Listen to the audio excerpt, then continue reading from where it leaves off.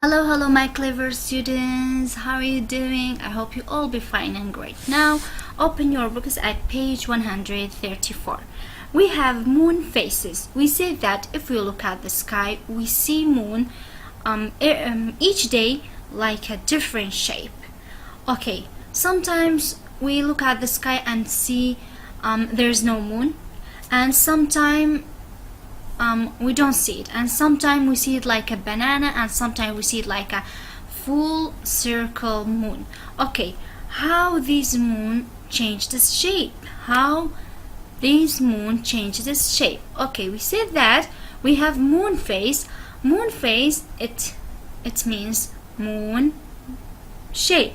Moon phase, it means moon shape. Moon phase are the different shapes of moon. We said that in the lesson, if we look at this picture, we said that moon take an orbit around the earth. We said that moon revolve around the earth. إما قطمان مانك بدوري زويدا دا صورتوا. It takes 29.5 days. بستنو روجوني مي بيدتي تاكو دقريتوا شويني خوي واتا أوربيت لدوري إيرث ذكا بستنو روجوني بيدتي هتا دقريتوا شويني خوي بلام لماوي أو بستنو روجوني ودا آيا إما سيري أسمان بكين هم روجك مونكوكو خوي دبينين؟ Of course not. دبينين هندك جار شوي بناني هبو، هندك جار فورسل كربو، هندك جار نيوي بو، هندك جارش نمان دارید بزانین بوتی آوایا. Okay. Moon phase are the different shape of the moon. First, when the sun lit the moon and we see no moon. There's no moon. There's here light and here shadow. We can't see the moon. Why?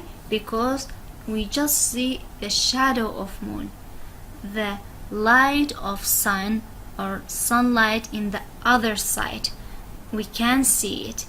The light here and we see the shadow here. So we cannot see any moon. So we name it new moon.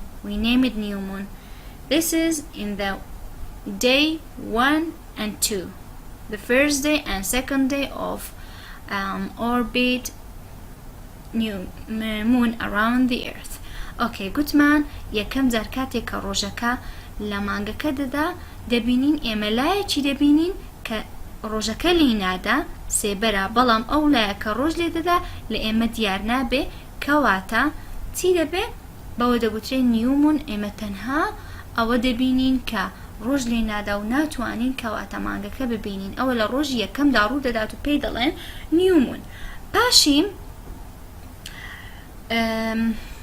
باشي حفتيك دبينين او دارا روجك كميك للاي ارثكش دادا للاو دادا كإيمة ديبينين كإيمة هستي بيدكين تماشاي دكين مانگا كوكو بنانا ديبينين تماشا بكين مانگا چي باريكا. So we call this waxing crescent.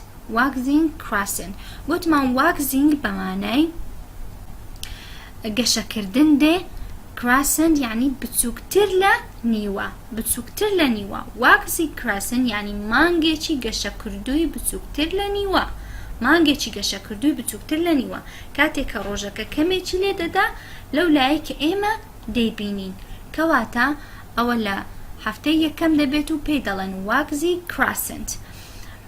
پاشی چەند ڕۆژێکی تر بۆ ئەمەیان لە وەکو بڵێن لە چوارەمی ڕۆژدا ئەمەیان لە هەفتەیەک یەک هەفتە دەبینین ئێمە نیوەی مانگەکەمان لێ دیارە نیوەکەی تر شادۆیە نیوەکەی ترمان لێ دیار نییە بەوەی دەوترێت first quarter یعنی تەنها چارێجی یەکەم نیوەی مانگەکەمان لێ دیار دەبی.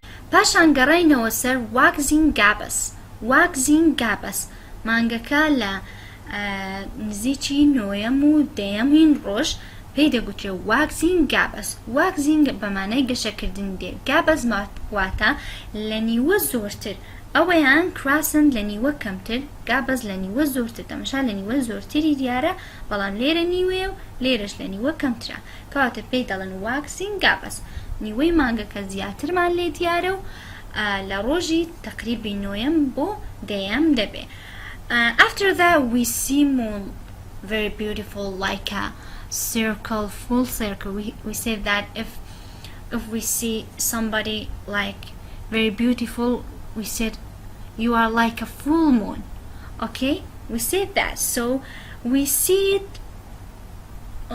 it like a full circle and full moon. So we name it full moon, and we can say full moon in the 14 days. In the days 14, sorry, in the days 14 we see full moon. Okay, and after that we have waning. Waning, it means losing. پاشان لە waxing بوو لە ئەوانەی لای سەرێ، بەڵام لە خوارێ بەرەبەرە دەبتە waning. waning واتە بچووک بوونەوە، بەرەبەرە مانگەکە ئیدی دیسان بەرەو بزربوونەوە بەرەو ونبوونەوە دەچێ. waning gabas واتە بزربوونەوە لە نیوە زیاتر، بەرەبەرە لە نیوە کەمێک لە نیوەی زیاترە و بەرەبەرە لە بۆ بزربوون دەچی. third quarter یان last quarter مان هەیە، بۆی دەگوترێت third quarter یان last quarter. لە نیوەی دیارە تقریبا لە ڕۆژەکانی 20 ڕوودەدا، 20 بۆ 25. third quarter پێ دەڵێن نیوە زیاترمان لێ دیارە، بەڵام ئەو جارە کەمەکی دیکەشی لێون دەبی، کەمەکی دیکەشی لێون دەبێ، پێی دەڵێن waning crescent. waning crescent واتە لە نیوە کەمتری دیارە، ئیدی بەرە ونبوون دەچێ و پاشان لە ڕۆژی 29مین و بۆ ڕۆژی یەکەم ئیدی دووبارە دەگەڕێتەوە full moon. sorry, new moon. ئیدی مانگەکە بزر دەبی. So we should know that moon phase is the moon phases is the different shape of the moon, and we say that it takes 29.5 days to orbit around the sun.